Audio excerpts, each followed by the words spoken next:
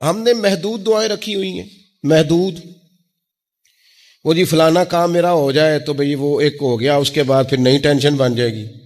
نہیں، میں جی بچوں کی شادی کر لوں جی پھر میں فارغ ہوں. آپ شادی کر کے دیکھیں، لاگ پتہ جائے گا کیسے فارغ ہوتے ہیں. آپ یہاں رکتے کیوں ہیں؟ آپ خدا سے عافیت کیوں نہیں طلب کرتے؟ اس کی بارگاہ سے وہ کیوں نہیں مانگتے کہ جو ایک قطرہ ملے تو دنیا اور آخرت کے سارے کام ہو جائے؟ اس سے اس کی رحمت کا سوال کرے، اس سے اس کے کرم کا سوال کرے. اللہ کی بارگاہ میں بھی حاضر ہونا اور جچی تلی اور جناب ناپ تول کر اور محدود چیزوں کا سوال کرنا، مالک سے مانگے. اور وہ جب دیتا ہے تو دیتا بھی بے حساب ہی ہے.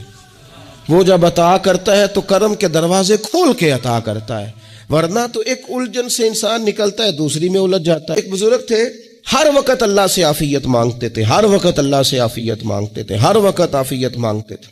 لوگوں نے پوچھا، لوگ ان کو صالح جانتے تھے، نیک سمجھتے تھے، کہ حضور آپ اور کوئی دعا مانگتے نہیں، عافیت ہی مانگتے ہیں. فرمانے لگے میں مانگا کرتا تھا شروع میں، بعد میں خیال آیا ہے اور بھی دعائیں مانگا کرتا تھا، یہ احساس بعد میں نصیب ہوا.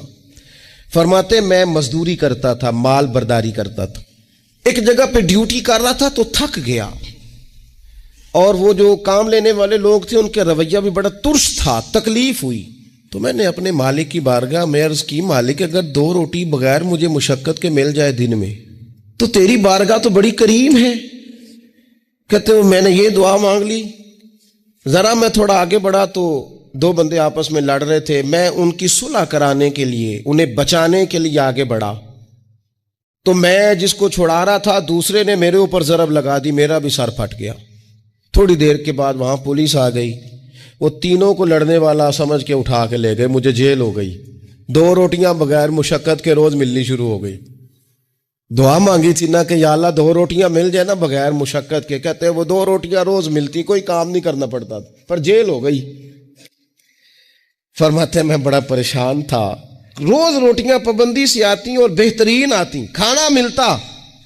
پھر کچھ عرصے کے بعد میں نے سوچا کہ یار یہ دعا تو قبول ہو گئی نا تیری، اب تو اگر اس پر کوئی الگ بات کرے گا تو وہ تو غلط کرے گا.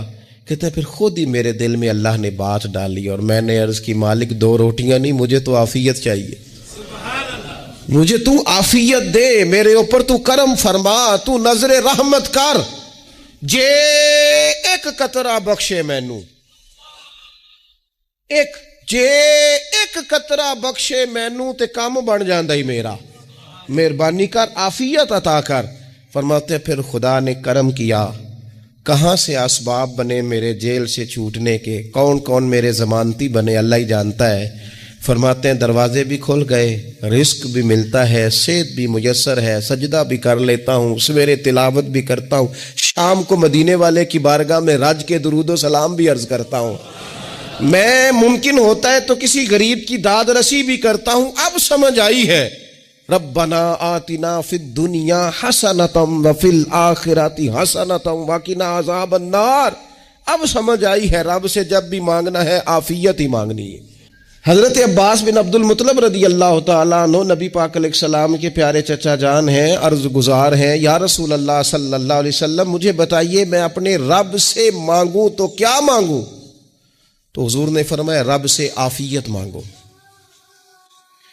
کہتے میں کچھ دن رکا، کچھ دنوں کے بعد پھر حاضر بارگاہ ہوا اور عرض کی، یا رسول اللہ صلی اللہ تعالی علیہ وسلم مجھے بتائیے میں اپنے مالک سے مانگوں تو کیا مانگوں؟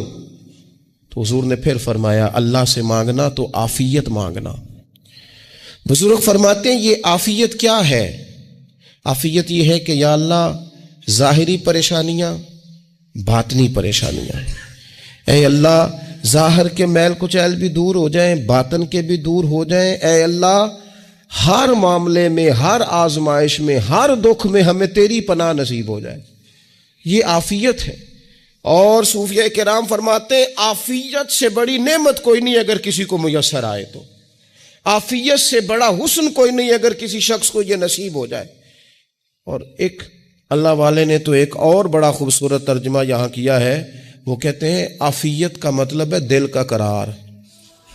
عافیت کا مطلب ہے باطن کا سکون، عافیت کا مطلب ہے انسان کے مزاج کا حوصلہ، ٹھنڈک، بردباری۔ جس بندے کو عافیت نصیب ہو جاتی ہے گویا اللہ اسے سکون کی دولت عطا فرما دیتا ہے، تھوڑے پیسوں میں بھی سکون، بغیر شہرت کے بھی سکون، کوئی بات مان لے تب بھی سکون، کوئی دھتکار دے پھر بھی سکون، لوگوں کی گڈ بک میں ہو پھر بھی سکون، اور اگر لوگ سارے مخالفت میں آ جائیں تو چونکہ اللہ نے عافیت دی ہے پھر بھی سکون۔ اللہ تعالیٰ نے ان لوگوں کو قرار کی دولت، اللہ سے عافیت مانگی جائے، اس میں دنیا کی بھی بھلائی شامل ہے، آخرت کی بھی بھلائی شامل۔ نبی اکرم صلی اللہ تعالیٰ علیہ وسلم توجہ دلاتے کہ اللہ سے تم عافیت مانگو، ہمارا نہ جی، کیونکہ سب سے بڑا مسئلہ روحانی تربیت کا ہے۔ ہمارے ہاں باتیں ڈھیر سارے لوگوں کو آتی ہیں اور بہت زیادہ آتی ہیں، منصوبہ بندی کرنا، پلاننگ کرنا، اپنے معاملات کو خود سے کیسے لے کے چلنا ہے، کیسے ٹھیک کرنا ہے، اپنے حق میں دنیا کو کس طرح قائل کرنا ہے، یہ ڈھیر سارے لوگوں کو آتا ہے، اور اپنے حق میں دلائل کس طرح قائم کرنے ہیں، اس میں بہت سارے لوگ خود کفیل ہوتے ہیں، انہیں کسی سے مشاورت کی بھی ضرورت نہیں ہوتی۔ لیکن اللہ کی بارگاہ سے اپنا رشتہ کیسے جوڑنا ہے، مالک سے کرم کا سوالی کس طرح کر کے ہونا ہے، اللہ سے عافیت کا سوال کیسے کرنا ہے، یہ چونکہ روحانی تربیت میں ہمارا مزاج نہیں ہوتا لہذا ہم اس طرف جاتے نہیں، ہم وہ اپنی مرضی کی چیزیں، یعنی وظیفہ پوچھ کے گئے ایک صاحب، کچھ عرصے کے بعد آئے ہیں تو آ کے کہتے ہیں مولانا صاحب، پیر صاحب یا قاری صاحب یا فلاں صاحب، کسی سے بھی پوچھ کے گئے کہ جس کو نیک آدمی جانا، پھر لوٹ کر آ کے کہتے ہیں کہ آپ نے وظیفہ بتایا تھا پر کام کوئی نہیں ہوا۔ تو میں تو صاف کہتا ہوں اور کھلے دل سے کہتا ہوں کہ بھئی وظیفہ آپ کو بتایا تھا کہ اللہ کی رحمت متوجہ ہوگی، خدا کی رحمت کو آواز دینے کے لیے وظیفہ دیا تھا، کوئی بھی وظیفہ رب کو مجبور تو نہیں نہ کر سکتا معاذ۔ اور وظائف کس لیے پڑھے جاتے ہیں کہ جلدی سے معاملات ٹھیک ہو جائیں، میرے حق میں چیزیں بہتر ہو جائیں، تو اللہ کی رضا کے لیے پڑھے جاتے۔ تو وظائف کو، عبادات کو، نوافل کو، تلاوت کو، درود پاک کو تو رضا الہی کا ذریعہ بنانا چاہیے، لیکن ہم چونکہ ایک پورا الجھاؤ رکھتے ہیں اپنی دنیا داری کے معاملات سیدھے کرنے، ایک پورا خیر رکھتے ہیں۔ وہ لوگ ملتے رہتے ہیں مختلف بزرگوں کی نسبت کے تعلق سے، تو بعض جگہوں پہ بعض لوگ بڑے تیز ہوتے ہیں، یعنی ان سے آپ کی ملاقات ہوتی ہے تو بندے کو محسوس ہوتا ہے کہ یار اسے تو پہلے ہی ساری باتوں کو پتہ ہے، اور کئی دفعہ ان سے ملنے کے بعد احساس ہوتا ہے کہ یار اس سے تو تھوڑا سیکھ ہی لیتے تو بہتر تھا، یہ تو بات بڑی آگے نکل گئی۔ سارا پتہ ہوتا ہے، باشعور ہوتے ہیں، لیکن ڈر آتا ہے اللہ سے۔ اتنا باشعور آدمی، سمجھدار، پنچایت، پریا، لوگ، دین، دنیا سارا پتہ ہے، نماز کا ٹائم آ گیا تو وہ چھپتا پھرتا ہے، اس کی طبیعت پر بوجھ بن رہا ہے معاذ اللہ اللہ کے حضور حاضر ہونا، اسے خیر کا کام کرنا پڑ رہا ہے تو وہ ادھر ادھر نکلتا جا رہا ہے۔ تو سوال یہ ہے کہ پھر یہ شعور کا کیا مطلب رکھا ہوا ہے ہم نے؟ پھر اللہ سے دعا کرنے کی ضرورت نہیں۔ وہ حضرت عارف رومی رحمۃ اللہ تعالی علیہ فرمایا کرتے تھے بعض لوگوں کو رب سارا کچھ دیتا ہے، سجدے کی توفیق نہیں دیتا۔ اس کا مطلب یہ ہے کہ وہ کہتا ہے یہ سارا کچھ لے اور نکل جا، میرے گھر نہ آنا، رکھ سارا کچھ پاس۔ رب سے عافیت مانگی جائے، اس سے اس کا فضل مانگا جائے، اس سے اس کا کرم مانگا جائے۔ اللہ کے پیارے رسول صلی اللہ تعالی علیہ وآلہ وسلم اس عافیت مانگنے پر زور دیتے، توجہ دیتے۔ میں آپ کو صحیح بتاتا ہوں، رب نے اگر کسی بندے کو عافیت میں رکھا ہو نا تو حالات کیسے بھی برے چل رہے ہوں اس کا بگاڑ کچھ نہیں سکتے۔ اور اللہ تعالیٰ معاف کرے، 100 دفعہ خاکم بدہن، اگر کسی وقت اس کے کرم کی نگاہ پھر جائے تو پھر سارے اسباب سمیت بھی انسان اپنے پیروں پہ کھڑا نہیں رہ سکتا۔ اس سے جب تک طلب کرم نہیں ہوتا، طلب عافیت نہیں ہوتی، اس کی بارگاہ سے جب تک بندہ مومن پورا رجوع نہیں کرتا. یہ عافیت اتنی اعلیٰ چیز ہے کہ نبی پاک علیہ السلام نے فرمایا اذان اور اقامت کے درمیان جو وقت ہوتا ہے اس میں دعائیں رد نہیں ہوتی. دعا مانگا کرو گے تمہاری اللہ اپنے فضل سے قبول کر لے گا. عرض کی یا رسول اللہ کیا مانگے؟ تو فرمایا عافیت مانگو رب سے. حضرت انس بن مالک حدیث کے راوی ہیں رضی اللہ تعالیٰ عنہ. یہاں بھی فرمایا یہ عین قبولیت کا ٹائم ہے، اب اللہ سے عافیت مانگ لو، اس کی پناہ. ہم دعاؤں میں بھی محدود ہو جاتے ہیں. رب دا طالب کوئی نہ ملیا، جو ملیا طالب زردہ ہو. دعاؤں میں بھی حد بندی. بعض اوقات بچے بھی تربیت کرتے ہیں نا. ایک مولانا ہے، ان کا خیال ہے کہ انہوں نے مجھ سے کچھ پڑھا ہے تو کبھی کبھی استاد جی کہہ دیتے ہیں، بہت پرانی بات ہے، انہوں نے مجھے فون کیا کہ اگر آپ کبھی تشریف لائیں، تو میں نے کہا پتر دعا مانگ اللہ کو چھوٹی جی گڈی دے وے. تو اس بچے نے میری بڑی تربیت کی، کہنے لگا استاد جی اللہ کو لو منگنی ہے تو وڈی ساری منگو. آپ نے محدود کیوں کیا کہ بھئی یہ چھوٹی سی اللہ گاڑی کیوں اللہ چھوٹی دے؟ رب دے تو بڑی دے اور رحمت سے دے، اللہ سے مانگنی ہے نا جی. ہم تربیت نہیں لیتے. میں نے اس کا شکریہ ادا کیا، میں نے کہا بیٹے تو نے بڑی سونی بات کی، اللہ تجھے اس کا اجر عطا کرے، اللہ تجھے برکات عطا کرے. اگر آپ نے سیکھنا ہے تو پھر آپ سیکھ لیں گے، اور اگر نہیں سیکھنا تو پھر یہی کہنا ہے ساری عمر لنگ گئی بندہ کو نہیں ملیا. چونکہ مزاج نہیں ہے نا سیکھنے کا، اس لیے پھر ملا ہی کوئی نہیں. پھر ساری زندگی کو میسر ہی نہیں آیا، کسی نے نصیحت ہی نہیں کی، کوئی آنکھوں کو بھایا ہی نہیں. خود ہی بڑے سیانے تھے، خود ہی بہت بڑے تھے، اپنا قد ہی بڑا اونچا تھا، سب ٹھگنے چھوٹے اور کمزور اور بوڑے نظر آئے. نبی پاک علیہ الصلوۃ والسلام نے ایک شخص سے پوچھا کیا دعا مانگ رہے ہو؟ تو اس نے کہا یا رسول اللہ میں اللہ کی بارگاہ میں صبر کا سوال کر رہا ہوں. تو حضور فرمانے لگے صبر تو مصیبت پر ہوتا ہے. یا رسول اللہ پھر کیا مانگوں؟ آپ ان جملوں اور لفظوں کی گہرائی کو سمجھیں. صبر کے لیے تو پہلے مصیبت آئے گی، پھر صبر آئے گا. تو یا رسول اللہ کیا مانگوں؟ فرمایا تو رب سے عافیت مانگ. مانا کیا ہے؟ مصیبت آئے کیوں؟ اللہ تجھے اپنی حفاظت کے حصار میں لے لے. وہ وقت ہی کیوں آئے کہ جب تیری طبیعت الجھ جائے، جب تو پریشان ہو جائے، جب تو تو اللہ سے عافیت مانگنا. جب تو عافیت مانگے گا تو اگر کبھی مشکل آئے گی بھی نا تو خدا پھر اپنے فضل سے مشکل سے نکلنے میں رستہ بھی بڑی جلدی عطا فرمائے گا اور تیرے اوپر فضل فرمائے گا. اگر عافیت، یہ جو ہم نبی پاک کی امت ہے نا، تو یہ ہمارے گرد اللہ کے فضل اور اس کی رحمت کا حصار ہے. یہ حصار ہے ہمارے گرد. وہ درویش نے کہا تھا نا کہ کروں شکر کتنا اور کروں فخر کتنا کہ تیرے کرم نے مجھے فائز المرام کیا. دیکھو بنا کے سید عالم کا امتی مجھ کو گناہ سے پہلے ہی بخشش کا انتظام کیا. ابھی میں نے غلطی کی نہیں لیکن مجھے حضور کا غلام بنا دیا، بخشش کا بندوبست پہلے ہو گیا. اپنے مالک سے بیمار بھی اس سے عافیت مانگے، مقروض بھی اس سے عافیت مانگے، بے اولاد بھی اس سے عافیت ہی مانگے، صاحب اولاد بھی اس سے عافیت ہی مانگے، جو دولت کے حصول کے رزق حلال کے خواہش مند ہیں وہ بھی اس سے عافیت مانگے، اور جن کی جھولی اس نے بھر دی ہے وہ بھی اپنے رب سے عافیت ہی مانگے. مالک سے جب سوال کرے، ایک بزرگ تھے انہوں نے تو اپنی انگوٹھی میں لکھوا لیا تھا کہ یا اللہ مجھے عافیت عطا فرما.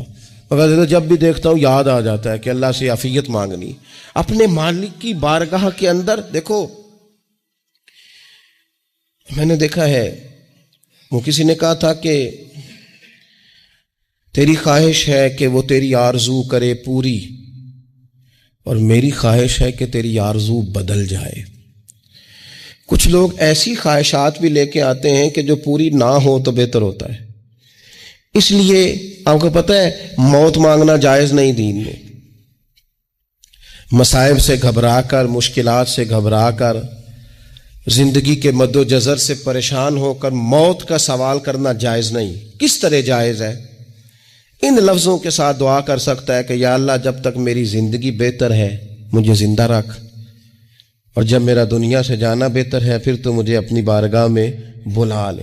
یہ بھی کیا ہے؟ یہ بھی عافیت کا سوال ہی ہے کہ یا اللہ رکھ بھی تب تک جب تک رہنا بہتر ہے. نبی پاک نے بھی ارذل العمر ہونے سے پناہ مانگی. ہمارا یہ مزاج بن گیا ہے کہ ہم اپنے حق میں ایسی چیزوں کا سوال کر رہے ہوتے ہیں جو کئی دفعہ ہمیں مل جائیں تو ہمارا نقصان کریں. قرآن حکیم ایک جگہ پہ اللہ کریم نے فرمایا ہے کہ اگر سب لوگوں کو مال دے دوں تو بغاوت کریں، فساد ہو جائے. کیا مانا کہ اپنا نقصان کر بیٹھے لوگ. ہم اپنے مالک کی بارگاہ میں بعض ایسی چیزوں کے سوالی ہیں کہ جو ہمارے لیے ٹھیک نہیں ہے، ہمیں اس کے کرم پر چھوڑنا ہے، اس سے عافیت مانگنی. اور بعض لوگ، چونکہ میں کہہ چکا ہوں شروع میں کہ ہماری دینی روحانی تربیت نہیں ہوتی اور ہم کہیں سے باقاعدہ اسباق لینے کے قائل ہی نہیں ہوتے، پوری تربیت کا ہمارا مزاج نہیں ہوتا، اپنی عقل اور اپنا شعور اور اپنے حساب سے ہم زندگی کو بتانا چاہتے ہیں. اور یہ جو میرا دور ہے یہ ویسے ہی الجھا ہوا زمانہ ہے، اللہ ماشاء اللہ، پتہ نہیں کوئی کیا بول رہا ہے، کوئی کیا کہہ رہا ہے، ایسے ہے جیسے کوئی میلہ لگا ہوا ہے اور کان پڑی آواز سنائی نہیں دے رہی. جس کی دکان پر کوئی گاہک نہیں وہ بھی کہہ رہا ہے لائنیں بنا لو. ایسا الجھا ماحول ہے اور ایسی آزمائش ہے کہ لوگ بیچارے پریشان ہیں. دیکھیں، جب تربیت کے ساتھ انسان آگے بڑھتا ہے نا، ہمارے پاس مقتدا ہے اللہ رسول کا کلام، ہمارا پیشوا ہے رب رسول کا فرمان. جب ہم کتاب و سنت کی روشنی میں آگے بڑھتے ہیں تو پھر ہمارے لیے منزل آسان بھی ہوتی ہے اور قریب بھی ہوتی. پھر ہمارے لیے آگے کی طرف سفر کرنا، آگے بڑھ جانا یہ آسان ہوتا ہے. آپ غور کریں، جو لوگ دنیا میں کامیاب رہے، بھلا کس طرح کامیاب رہے؟ وہ اس طرح کامیاب رہے کہ انہوں نے نا اپنے رب سے عافیت مانگی. اللہ تعالیٰ نے خود بخود ان کے لیے رستے بنائے. آپ تاریخ پڑھیں گے بعض لوگوں کی تو لگ نہیں رہا تھا کہ وہ اتنی کامیابی حاصل کریں گے. دیکھ لیں آپ، حضرت غوث اعظم جیلانی رضی اللہ تعالیٰ عنہ بغداد شریف تشریف لاتے ہیں تو ان کی کیفیت یہ ہے کہ پتے کھا کے گزارا کرنا پڑتا ہے. یعنی پیچھے کوئی ایسا بیک گراؤنڈ کسی کا بنایا ہوا ادارہ، کوئی بڑی خانقاہ، کوئی بڑے لمبے چوڑے والد صاحب کے مریدین، کوئی بڑا لمبا سلسلہ نہیں مل رہا. ان کو بظاہر پتے کھا کے گزارا کرنا پڑتا ہے، لیکن چونکہ وہ نکلے ہیں اللہ کی مدد کے ساتھ، انہیں اللہ نے تائید دی ہے، فضل فرمایا ہے، تو نتیجہ یہ نکلا ہے کہ 70 ہزار بندہ ایک ایک وقت میں تربیت لینے کے لیے ان کے سامنے موجود ہے. یہ اللہ نے اسباب بنائے ہیں، کیونکہ جب رب عافیت عطا کرتا ہے تو پھر اللہ اسباب بھی پیدا فرماتا ہے. ہمارا ذہن تو تھک جاتا ہے سیاست کرتے کرتے. ہم تو جناب پوری ترتیب سے ہمیں سلیقہ آتا ہے کس طرح کر کے کس بندے کو کیسے قائل کرنا. پورے طور پر ہم وہ ساری زندگی سیاست کرتے رہتے ہیں. وہ خاندانوں میں بھی چلتی ہے، گلی محلے میں بھی چلتی ہے، دوستوں میں بھی چلتی ہے، اور بعد میں پتہ چلتا ہے کہ یہ پتے کھیل کون رہا تھا. اصل میں صلح کرانے والا تھا کہ لڑائی کرانے والا تھا. یہ سب کا خیر خواہ تھا، یہ سب کی ذہن کے اندر فطور کی آمیزش ہی اس شخص کی وجہ سے تھی. ہم چونکہ وہ خاص عافیت اللہ سے نہیں مانگتے، ہماری مخصوص سیاست ہوتی ہے سبھی کو راضی رکھو. اس کا نتیجہ یہ نکلتا ہے کہ ایک ٹائم آتا ہے کوئی بھی راضی نہیں رہتا. ہم اگر اپنے مالک کی طرف رجحان کریں اور اللہ نے جو ہمیں شعور دیا ہے اس شعور کو لے کر اللہ کی بارگاہ کی طرف بڑھیں. آپ یقین کریں، اعلیٰ حضرت بریلوی رحمۃ اللہ علیہ کی کتابیں ہیں،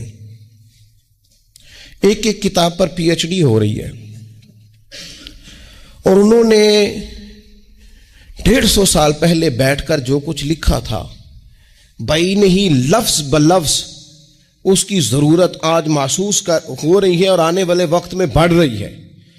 لیکن ان کے پاس کوئی ٹیم نہیں تھی، 50 لوگ نہیں تھے جو ان کے پاس بیٹھ کے لکھواتے، اپنا پریس نہیں تھا، ایسے لوگ نہیں تھے کہ جن کو پتا ہوتا کہ کتاب ہم کل چھاپیں گے اور اتنے فیصد یہ مارکیٹ میں نکل بھی جائے گی. ایسا کچھ نہیں تھا. کیا تھا؟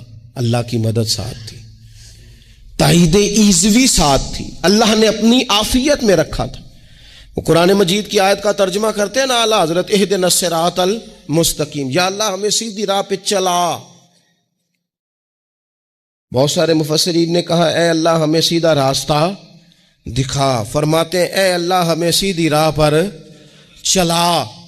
تو کسی نے کہا حضور یہ چلا اور دکھا میں کیا فرق ہے؟ فرمانے لگے دکھانے کا مطلب یہ ہوتا ہے کہ کسی نے پوچھا میں نے گجرانوالہ جانا ہے، تو دکھانا یہ ہے کہ اسے کہا یہاں سے باہر نکلو، روڈ پہ چڑھ جاؤ، سیدھے جاؤ گے، ایک پول آئے گا اسے کراس کرنا، نیچے اترنا، وہاں سے شہر شروع ہو جائے گا۔ پھر اس نے اگر کوئی اندرونی جگہ شہر کی پوچھ لی تو اس کو کہا کہ رائٹ ہو جانا، پھر لیفٹ ہو جانا، پھر آگے کسی سے مزید۔ یہ ہے راستہ دکھانا، اور ایک ہے چلانا۔ اس نے کہا میں نے گجرانوالا جانا ہے، تو اس نے کہا ساتھ بیٹھنا میری گاڑی پہ، جہاں تو نے جانا ہے میں چھوڑ کے آتا ہوں۔ یہ راستے پہ چلانا ہے، یہ مقام تفکر ہے۔ آپ اس پر غور فرمائیں گے۔ کہتے ہیں یا اللہ تو ہمیں راستہ دکھائے گا، اور دکھاتا ہے، لیکن چاروں جانب شیطان بھی تو بیٹھا ہے نا، فتنے بھی تو ہے نا۔ تو اگر تیری رحمت ساتھ ساتھ رہے، مانا کہ محبت کے سفر میں ہر گام پہ 100 مشکل ہے، لیکن یہ سفر آسان بھی ہے اگر ساتھ تمہارا ہو جائے۔ اگر تو ساتھ چلے تو پھر یہ سفر مشکل وہ